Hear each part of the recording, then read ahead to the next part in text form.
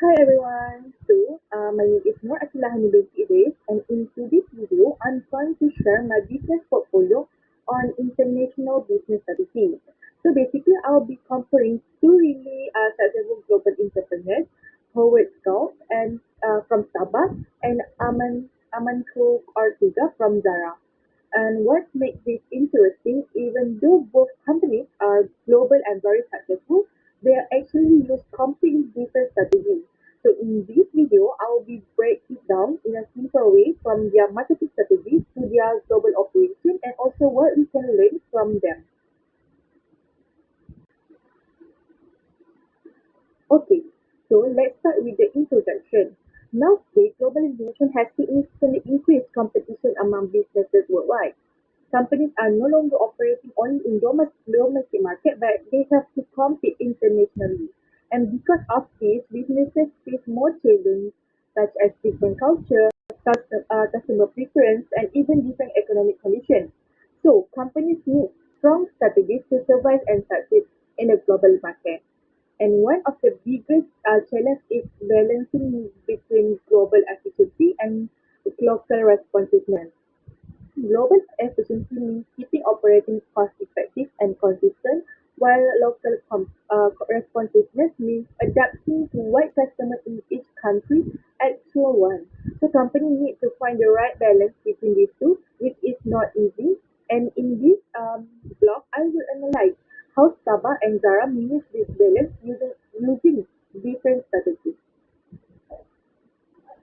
Okay, now moving on to the purpose and relevance of this study.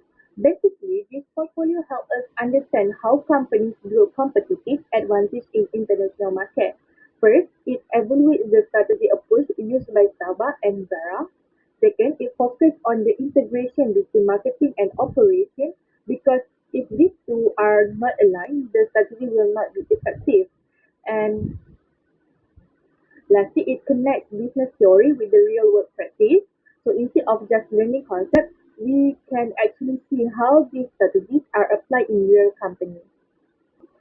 Okay, now I will move to the entrepreneur profile and I will start with Howard.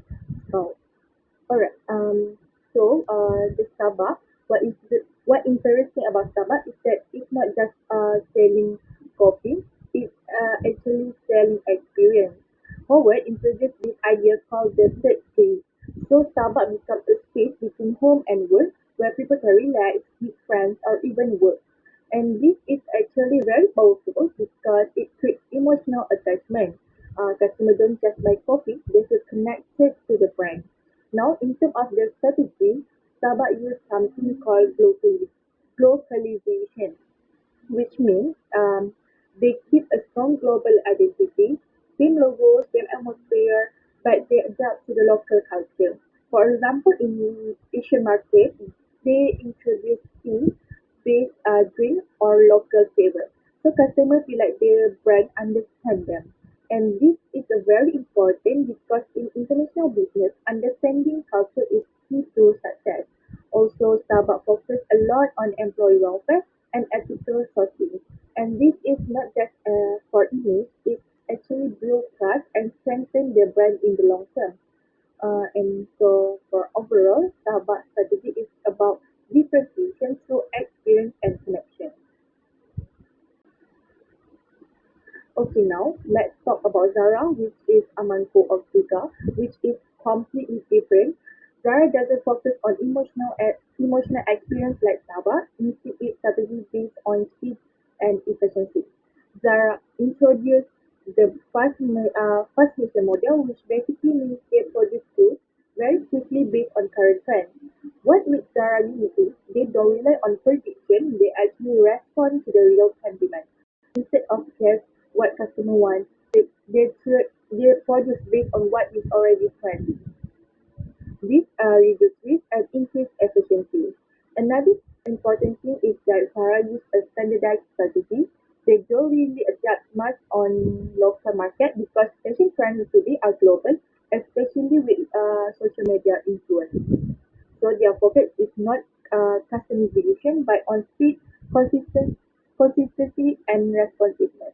And this is why Zara is able to compete so strongly because they are already a seed in terms of brand delivery. Now, let's go deeper into Starbucks marketing strategy. What makes Starbucks strong is how they position themselves as a premium lifestyle brand.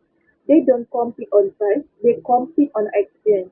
Their pricing is higher, but customers are willing to pay because they associate Starbucks with quality, comfort, and status.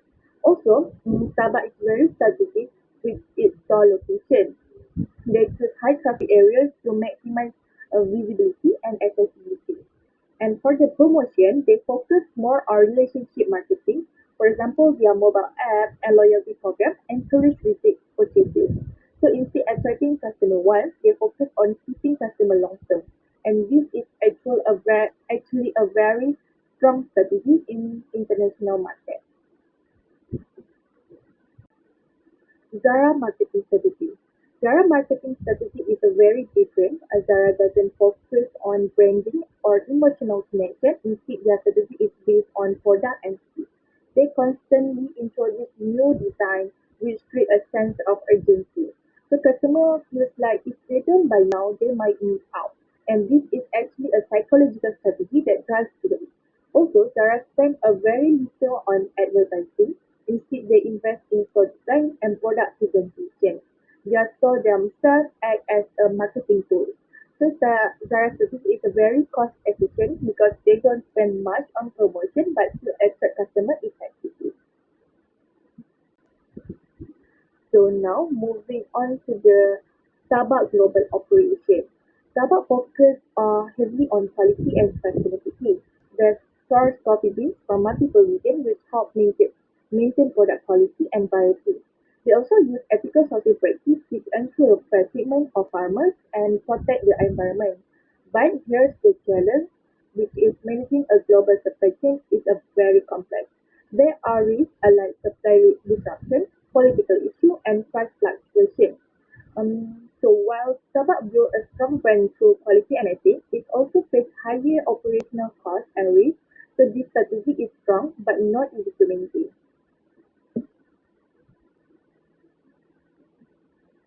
Okay, now we're moving on to the Zara global operation. Zara operations are where things get really interesting because Zara uses something called vertical integration, which means they control almost every part of the supply chain, from the design to production to the distribution. This gives them a huge advantage because they are not dependent on external suppliers. Also, their production is mostly centralized, which allow faster communication and decision-making. And this is why Zara can respond so quickly to the trend.